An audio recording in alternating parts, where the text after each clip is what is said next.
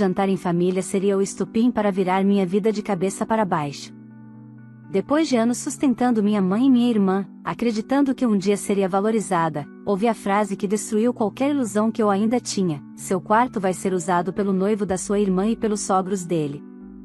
Pegue suas coisas e saia. Naquele instante, percebi que eu nunca fui filha, eu fui apenas a fonte de dinheiro daquela casa. Mas o que ninguém esperava era a minha reação. Eu fiz algo que mudou completamente o destino de todos, inclusive o meu, e até hoje minha família não se recuperou das consequências. Quer saber o que aconteceu depois?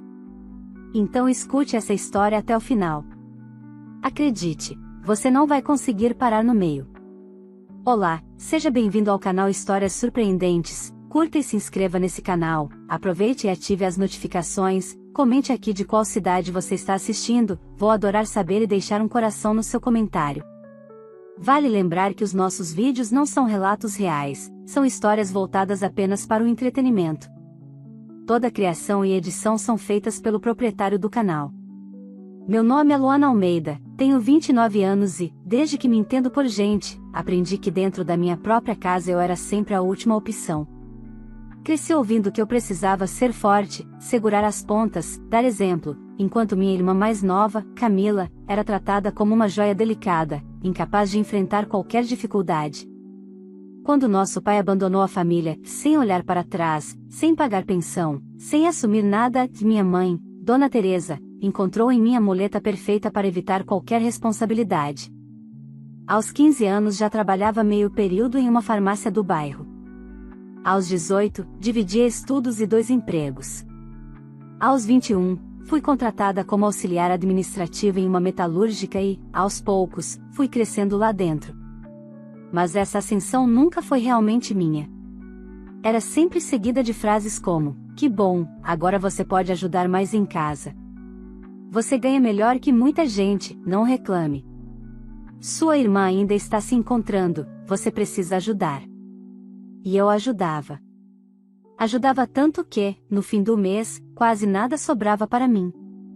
Pagava aluguel, água, luz, internet, compras de mercado, remédios da minha mãe, roupas da minha irmã e até as festas que Camila inventava que precisava vir. A casa onde morávamos, um sobrado simples em Guarulhos, estava no meu nome, embora minha mãe adorasse repetir que ela é a chefe da casa. Com o tempo, Camila começou a namorar Renan, um rapaz preguiçoso, sempre com desculpas para não trabalhar. A família dele era parecida, o pai, seu Joel, vivia pulando de emprego em emprego, a mãe, Dona Marli, dizia sofrer de problemas emocionais sempre que precisava assumir qualquer responsabilidade. Eu nunca gostei deles, mas tentava manter distância para evitar confusão. Só que evitar confusão, naquela casa, era impossível. O clima sempre foi de manipulação, culpa e cobrança. Enquanto eu carregava o mundo nas costas, minha mãe e Camila viviam como se estivessem em um resort pago pelo meu suor.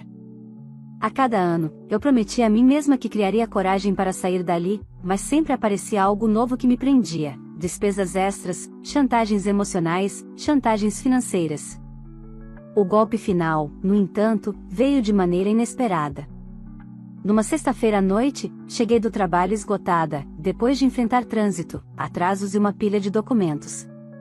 A mesa estava posta, o cheiro de comida era bom, e por um segundo pensei que talvez algo estivesse melhorando. Mas não. Era só o início do pior. Sentamos para jantar e, antes mesmo de eu pegar o garfo, minha mãe limpou a garganta como quem se prepara para dar uma notícia importante. Camila sorriu, aquele sorriso vitorioso que me dava calafrios desde a infância. E então minha mãe disse, com a maior naturalidade do mundo, como se estivesse comentando sobre o tempo: Luana, a partir da semana que vem, o Renan e os pais dele vão morar aqui. Eles foram despejados e não têm onde ficar. Vamos usar o seu quarto para recebê-los. Pensei que tinha ouvido errado. Mas antes que eu pudesse reagir, Camila completou com deboche: você ganha bem, Luana. Dá para você pagar outro lugar. Meu noivo e meus sogros precisam de acolhimento agora. E seu quarto vai ser muito útil. A mesa inteira ficou em silêncio. Foi como se o chão tivesse se aberto sob meus pés. Anos de abuso, ingratidão e humilhação se comprimiram dentro do meu peito. Minha mãe sequer ergueu os olhos para ver minha expressão. Renan sorriu de canto. Naquele instante, percebi algo que demorou décadas para entender: eu nunca fiz parte daquela família. Eu era só a fonte de dinheiro. E, pela primeira vez, tomei uma decisão que mudaria completamente a vida de todos naquela casa, e inclusive a minha. Quando minha mãe soltou aquela frase absurda, senti o sangue sumir do meu rosto. Meu quarto. Minha única parte da casa onde eu tinha um pouco de paz, privacidade e espaço para respirar, entregue para 3 pessoas que mal conhecíamos, que nunca fizeram nada por nós e que ainda tratavam Camila como se ela fosse uma princesa intocável. Demorei alguns segundos para processar. Olhei primeiro para Renan, depois para Camila, e então para minha mãe. Os 3 tinham a mesma expressão: não era pedido, era imposição. E o mais assustador era que eles realmente acreditavam que aquilo era normal. Vocês só podem estar brincando, consegui dizer, tentando controlar a tremedeira na voz. Brincando? Camila riu como se eu tivesse contado uma piada. Luana, por favor. É só um quarto. É o meu quarto. E daí? Minha mãe rebateu com impaciência. Você é adulta. Pode muito bem se virar. Renan e os pais dele precisam de ajuda. Eles são família agora. Família. Essa palavra doeu como um tapa. Eu passei a vida inteira sustentando aquelas 2 mulheres, e nunca fui tratada como família, apenas como provedora. Mas os sogros da minha irmã, esses eram acolhidos sem esforço algum. Eu ajudei vocês por anos, respondi, finalmente encarando minha mãe de forma direta. Tudo, absolutamente tudo aqui dentro, é pago por mim. E vocês acham justo eu ser expulsa do meu próprio quarto? Não fale assim comigo, ela retrucou. Eu sou sua mãe. E eu sou sua filha, rebati. Mas nunca fui tratada como tal. Renan resolveu se meter. Olha, Luana, ninguém tá te expulsando da casa. É só arrumar outro lugar para dormir. O sofá é grande. Eu ri. Não porque achasse graça, mas porque percebi que, naquele instante, algo dentro de mim tinha finalmente quebrado. O limite que eu nunca permitirá que fosse rompido, tinha sido destruído diante dos meus olhos. Isso não vai acontecer, respondi com calma. Vai sim, Camila cruzou os braços. Não é negociável. Eles já estão trazendo as malas no domingo. O jantar terminou ali. Não houve discussão, não houve tentativa de diálogo, não houve consideração.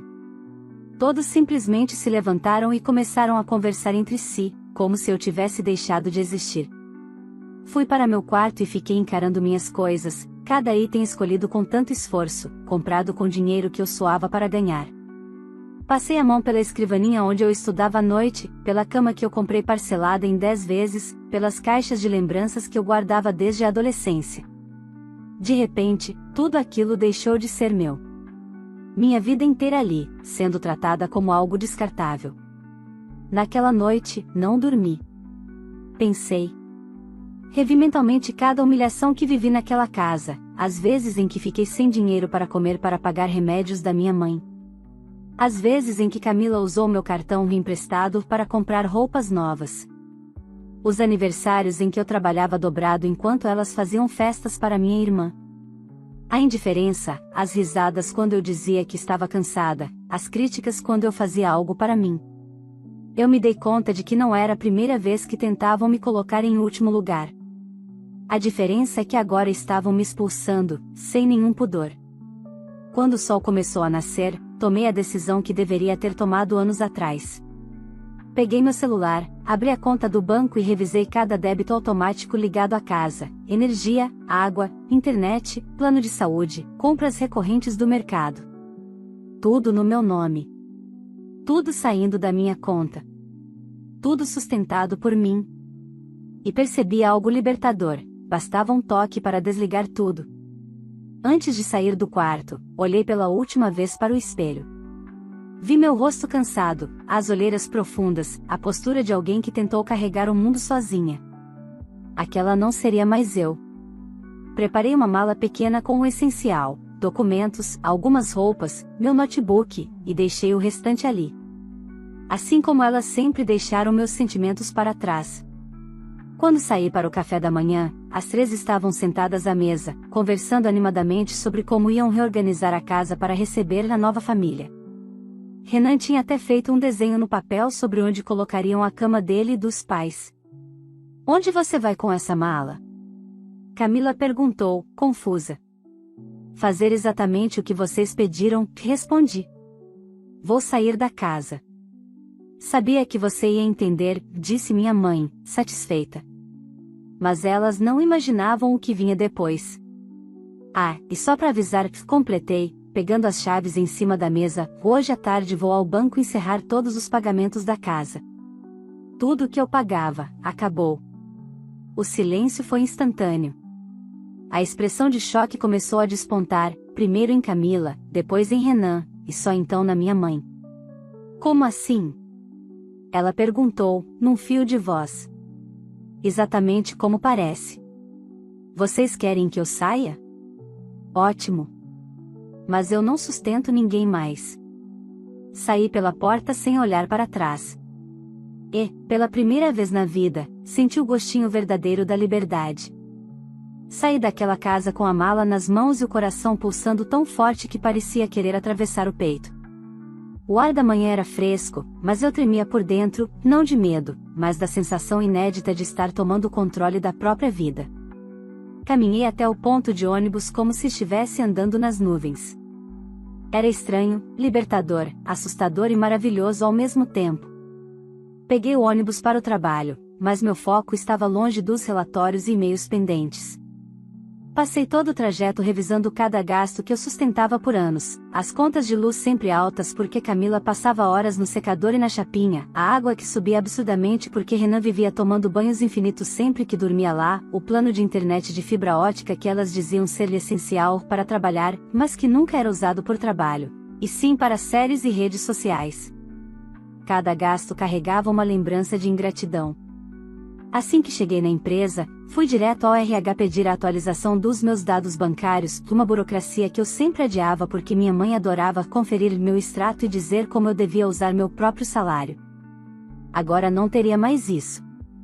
Depois do expediente, parei no banco e pedi para cancelar todos os débitos automáticos ligados à casa de Guarulhos. A funcionária me olhou com dúvida quando viu a quantidade. "Nossa, moça, você pagava tudo sozinha?" "Infelizmente, sim", respondi. "E agora vai parar de pagar tudo?" "Agora vou começar a viver." Saí de lá com uma leveza tão grande que parecia que eu tinha deixado 10 anos de peso sobre aquela mesa do banco. Em seguida, aluguei um quarto em uma república feminina perto da empresa. Não era luxuoso, mas era meu. Não tinha ninguém me mandando, ninguém gritando meu nome para pedir dinheiro, ninguém reclamando se eu chegasse tarde. Paguei o primeiro mês adiantado e recebi as chaves de imediato. A sensação de girar aquela chave na porta nova, foi como renascer. No mesmo dia, deixei meu celular no modo silencioso. Sabia que, mais cedo ou mais tarde, as ligações viriam, e vieram. Ainda antes de anoitecer, encontrei mais de 15 chamadas perdidas de minha mãe, umas 10 de Camila e 3 de números desconhecidos, provavelmente Renan. Não atendi nenhuma. Às 8 da noite, o celular vibrou novamente. Era uma mensagem da minha mãe: "Luana, o que você fez?" "A internet caiu. A luz está prestes a cortar. Você precisa voltar e arrumar isso imediatamente." Respirei fundo. Não respondi. Depois veio outra mensagem: "Você é muito ingrata. Depois de tudo que fiz por você?" Sorri. Ela realmente acreditava que tinha feito alguma coisa. Camila enviou logo em seguida: "Você é ridícula, Luana. Tá fazendo drama. Volta pra casa agora e ativa as contas de novo. Você não pode deixar a família nessa situação." Eu apenas bloqueei o número dela. As mensagens seguintes vieram de Renan: "Luana, você não podia ter feito isso. Meus pais estão chegando no domingo. Como vamos receber eles sem luz?" Eu ri sozinha no quarto novo, sentada na minha cama simples, mas silenciosa e só minha. Era irônico, eles estavam preocupados com o bem-estar dos sogros, mas nunca se preocuparam com o meu. Quando cheguei ao trabalho no dia seguinte, a recepcionista me chamou: Luana, sua mãe e sua irmã estão lá fora. Estão esperando você. Meu estômago afundou, mas mantive a postura. Diga que não posso recebê-las, respondi. Elas disseram que é urgente. Diga que mesmo assim eu não posso. A recepcionista hesitou, mas avisou. Pela porta de vidro, vi as duas discutindo com ela, gesticulando, provavelmente chamando minha atenção para que eu olhasse. Não olhei. Isso pareceu deixá-las ainda mais revoltadas. Minutos depois, meu chefe me chamou na sala: Luana, está tudo bem? Aquela mulher lá fora disse que você é a única responsável por pagar as contas da casa e que, se não voltar, eles vão passar fome. Ele disse isso com um tom meio confuso, meio preocupado. Senti um calor subir pela garganta, mas respirei fundo. Está tudo bem, sim. Isso é um problema familiar. Já está resolvido. Ele concordou, respeitando meu limite. Quando saí do trabalho, elas já tinham ido embora. Mas, ao chegar na República, encontrei dezenas de mensagens novas. Da minha mãe: a luz caiu. O vizinho disse que vai denunciar a casa por barulho. Camila está chorando. Renan tá dizendo que a culpa é sua. Volta agora, Luana. Você está destruindo a família. Da Camila: você nunca prestou. Você é uma egoísta horrível. Seus sobrinhos nunca vão te conhecer. E eu te odeio. E de Renan: sem brincadeira, você precisa resolver isso antes que meus pais cheguem. Mas nada disso me afetava mais. Eu já tinha partido, e naquele momento eu percebi: elas nunca imaginaram que um dia eu teria coragem de ir embora. Mal sabiam elas que aquilo era só o começo. Os dias seguintes foram um verdadeiro colapso para minha mãe e para Camila, e, pela primeira vez, não para mim. Enquanto elas afundavam em consequências, eu finalmente começava a sentir o que era estar viva. Dormia sem ser acordada para resolver problemas que não eram meus. Comia sem sentir culpa. Caminhava sem carregar nas costas o peso de 3 pessoas que escolhiam a própria comodidade em vez de qualquer responsabilidade. Na República, as outras garotas me receberam bem. O ambiente era simples, mas caloroso. No primeiro jantar coletivo que participei, percebi como era estranho estar cercada por pessoas que não me tratavam como empregada, máquina de dinheiro ou depósito emocional. Ali, eu era só eu. Luana. Uma mulher que trabalhava, pagava suas contas e tinha o direito de ter paz. Mas a tranquilidade não durou muito, já ao menos não sem tentativas de serem interrompidas.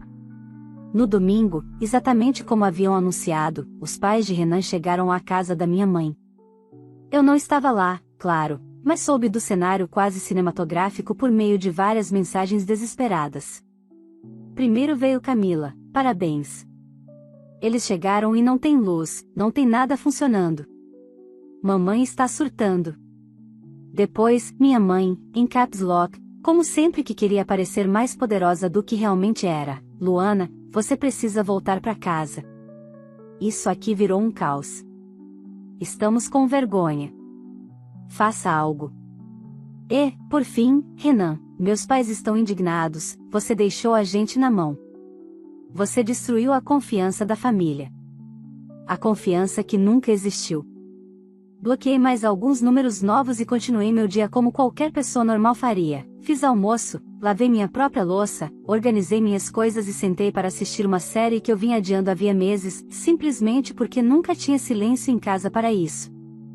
Horas depois, recebi uma ligação de um número fixo desconhecido. Ignorei. Ligação perdida. Logo em seguida, outra. Ignorada também. Na terceira, decidi atender apenas para evitar suspeitas de ser algo do trabalho. Alô? Disse com cautela. Do outro lado, ouvi uma voz que reconheci imediatamente: Dona Marli, a mãe de Renan. Luana, boa noite. Aqui é a mãe do Renan. acho que você se lembra de mim. A vontade de desligar era enorme, mas mantive a calma. Lembro sim. Boa noite. Olha, querida, ela começou com aquele tom doce demais para ser real, houve um mal-entendido. Sua mãe e sua irmã falaram que você se precipitou. As coisas ficaram difíceis aqui, sabe como é, estamos passando por uma fase complicada e contamos com você. Traduzindo, trabalhe para nós também, Luana. Dona Marli, respondi com firmeza, que eu não tenho mais nada a ver com essa situação. Não moro mais aí e não ajudo mais financeiramente. Houve uma pausa silenciosa e pesada do outro lado. Você está sendo muito fria, ela finalmente disse. Sua mãe nos garantiu que você era responsável. Que você tinha condições de ajudar. Eu respirei fundo. Responsável eu sempre fui. O problema é que eu era responsável por todos, menos por mim mesma. Isso acabou. Ela suspirou, perdeu o tom doce e assumiu uma voz seca. Isso vai cair muito mal para você, Luana. A família toda está comentando. Você vai se arrepender. Sorri. Já não havia mais nada que pudessem ameaçar. Boa noite, senhora, respondi. E boa sorte. Desliguei. A partir daí, percebi que viria uma nova onda de manipulações. Minha mãe e Camila nunca foram boas em lidar com limites, especialmente quando significavam perder privilégios. No segundo dia após a chegada dos sogros, minha mãe enviou uma mensagem longa, quase um discurso. Luana, eu sei que falhei com você em alguns momentos, mas somos família. Estamos passando por uma fase e precisamos nos unir. Você sempre foi a mais forte. Você não pode virar as costas agora. Era impressionante como todas as frases envolviam "você sempre foi", como se força fosse sinônimo de exploração. Em seguida, seus avós ficariam decepcionados. Sempre quiseram união entre as netas. Era uma tentativa barata, mas previsível. Camila, por outro lado, foi mais direta: se você não ativar as contas até amanhã, eles vão embora. Meu noivo está falando em terminar comigo por causa dessa situação. Você vai destruir meu relacionamento. Ela realmente acreditava que isso era responsabilidade minha. Respirei fundo e não respondi. Aprendi que silêncio era a resposta mais poderosa que eu poderia dar. Na tarde de terça-feira, algo inesperado aconteceu. A síndica do condomínio onde minha mãe morava me ligou no trabalho. Oi, Luana. Aqui é a Débora, síndica do prédio da sua mãe. Tudo bem? Oi, Débora. Tudo sim, e você? Então, sua mãe me passou seu contato. Ela disse que você é a responsável pelo pagamento do gás e da internet do apartamento e pediu que eu falasse com você. Eu fechei os olhos por alguns segundos. Débora, deixa eu esclarecer uma coisa, eu não moro mais lá. E não sou responsável por mais nada naquela casa. Qualquer problema precisa ser resolvido por elas. Ela soltou um vá, compreensivo. Imaginei que pudesse ser algo assim. A situação lá está bem complicada. Há muita gritaria, discussões. Os novos moradores parecem meio exaltados. Posso imaginar, respondi. Qualquer coisa que você precisar, estou por aqui, tá? Não se preocupe com isso. Agradeci, desliguei e senti uma paz profunda me envolver. O caos que eu deixei para trás era consequência de anos de abuso, irresponsabilidade e dependência emocional. Agora, finalmente, elas estavam encarando a realidade que sempre empurraram para cima de mim. E o mais curioso é que, pela primeira vez, eu não sentia pena. Eu me sentia livre. Uma liberdade que, eu sabia, ainda renderia efeitos muito maiores e que se ampliaria nas próximas semanas, quando a casa finalmente ruísse de vez. As semanas seguintes se transformaram em um verdadeiro terremoto emocional, não para mim, mas para elas. Enquanto eu reconstruía minha vida com passos firmes e finalmente respirava sem culpa, a casa de minha mãe se tornava uma bomba relógio prestes a explodir.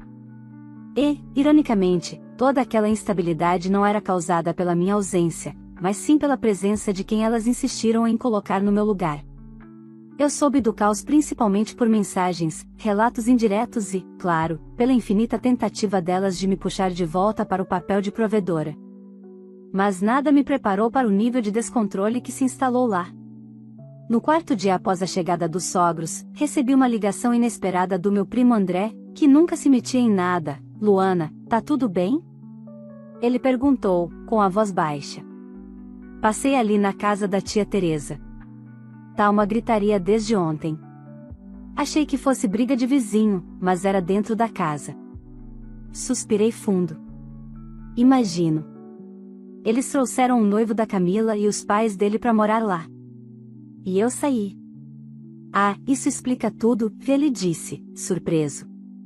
Aquele povo não bate bem. E sua mãe, bom, ela nunca sabia colocar limite. Pois é. Agora ela está descobrindo isso na prática. Ele riu com um humor quase triste. Se precisar de alguma coisa, me avisa. Tô torcendo por você. Agradeci e desliguei. A verdade era que, pela primeira vez, minha mãe começava a experimentar o que era carregar o peso da própria casa. E nada disso estava saindo como ela imaginava. Soube por vizinhos, porque sempre tem uma senhora fofoqueira que manda mensagem por preocupação, que Renan e o pai dele viviam discutindo na varanda, fazendo escândalos que ecoavam no quarteirão inteiro. A mãe de Renan reclamava o dia todo da falta de conforto, do calor, da falta de espaço e principalmente de Camila. Sim, de Camila porque, aparentemente, não era só comigo que ela gostava de mandar.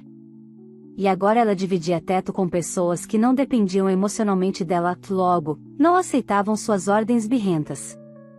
Minha mãe, por sua vez, não sabia administrar o caos. E sem dinheiro para comida, contas atrasadas e gente estranha dormindo no sofá, ela entrou num estado de desespero crescente. Os relatos eram quase inacreditáveis, Renan dormindo no meu antigo quarto com a Camila. Os sogros ocupando a sala e exigindo o ventilador ligado o dia todo. A geladeira constantemente vazia, porque ninguém trabalhava.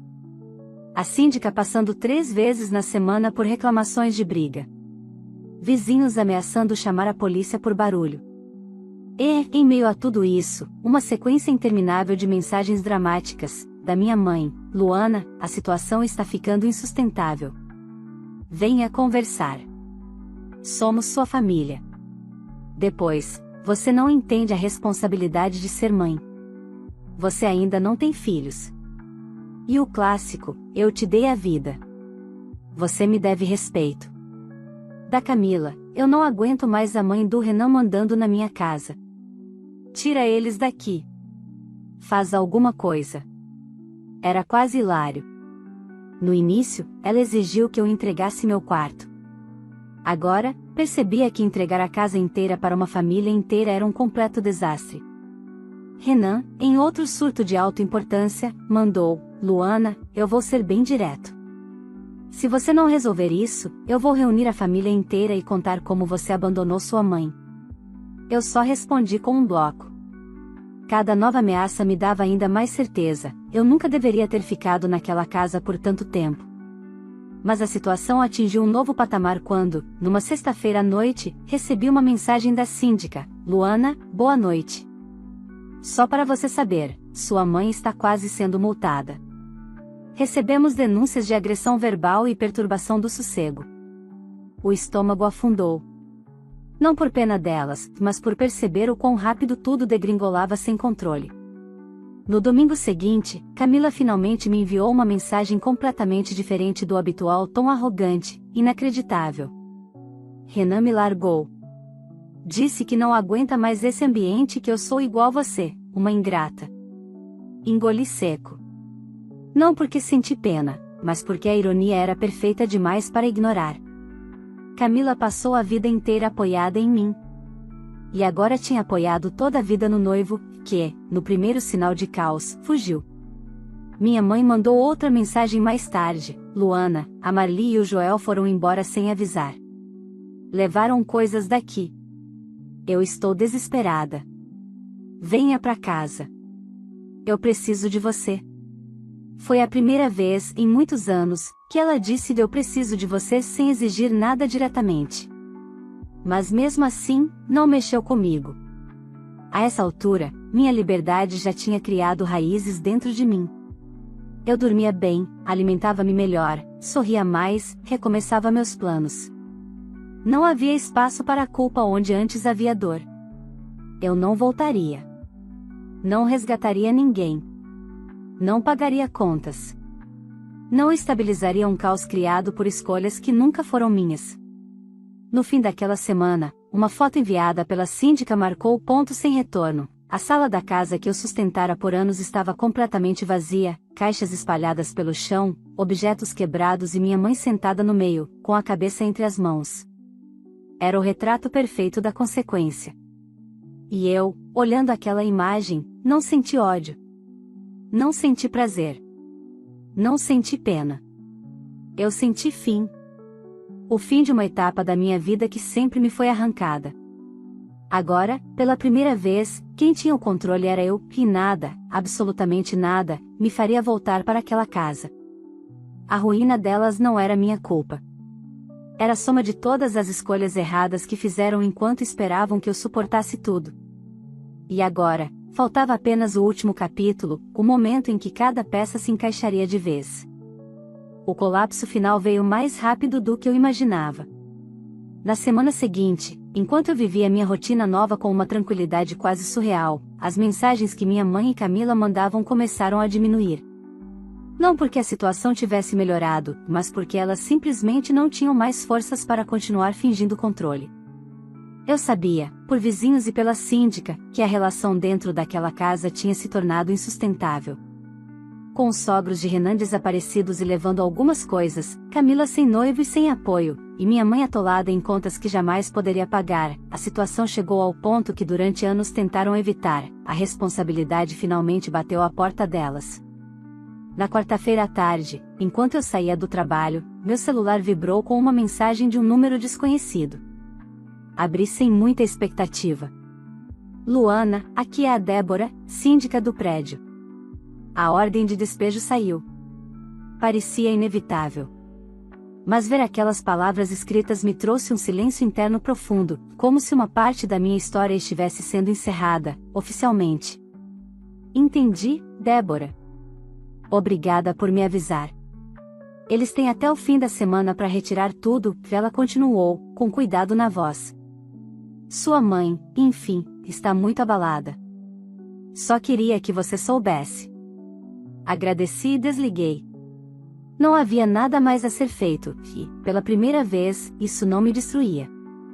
Nos dias seguintes, recebi apenas fragmentos da situação, fotos, áudios vazados, comentários indiretos. A síndica me enviou uma imagem que parecia saída de um filme pós-apocalíptico, caixas rasgadas, roupas jogadas no chão, minha mãe discutindo com Camila na calçada enquanto funcionários de uma transportadora removiam o pouco que restava. O portão do prédio estava aberto, e vizinhos observavam, indignados ou curiosos. Elas não tinham mais para onde ir. Minha mãe acabou alugando um quarto minúsculo em uma pensão velha 2 ruas atrás do centro, o tipo de lugar onde o barulho nunca cessa, o cheiro nunca melhora e a solidão pesa mais que o colchão.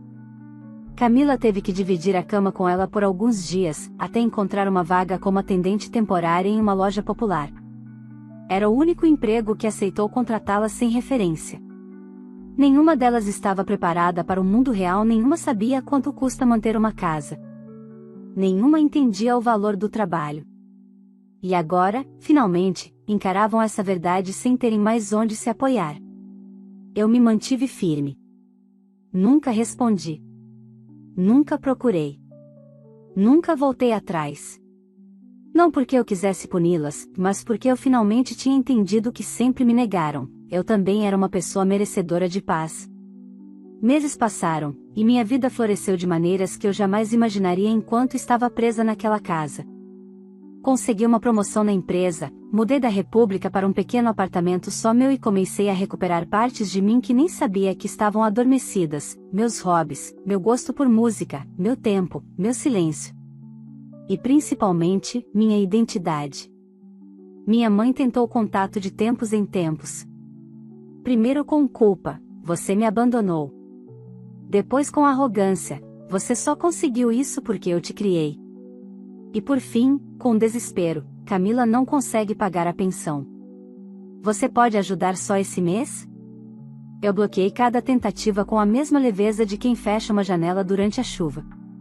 Já Camila, essa desapareceu. Talvez por vergonha, talvez por orgulho.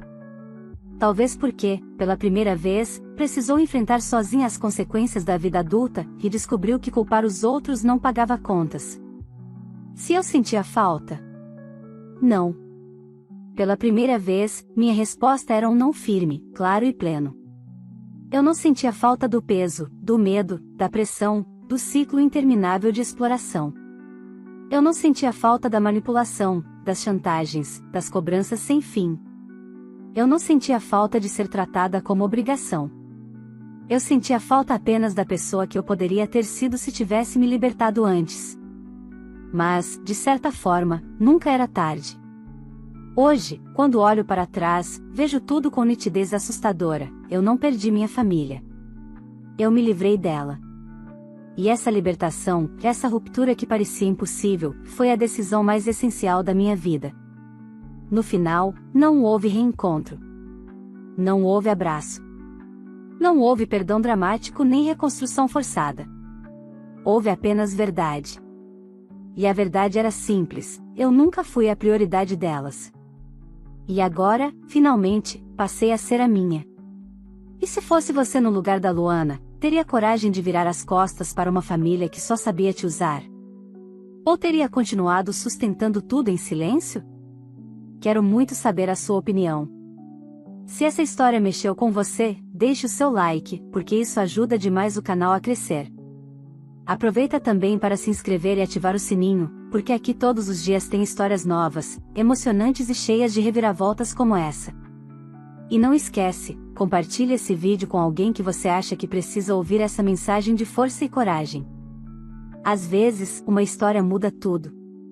Agora me conta nos comentários, você faria o mesmo que a filha fez? Ou teria tomado outra decisão? E de qual cidade você está assistindo esse vídeo? Quero te conhecer e deixar um coração especial no seu comentário. Muito obrigado por acompanhar mais uma história poderosa, e nos vemos no próximo vídeo. Vale lembrar que os nossos vídeos não são relatos reais, são histórias voltadas apenas para o entretenimento. Toda criação e edição são feitas pelo proprietário do canal.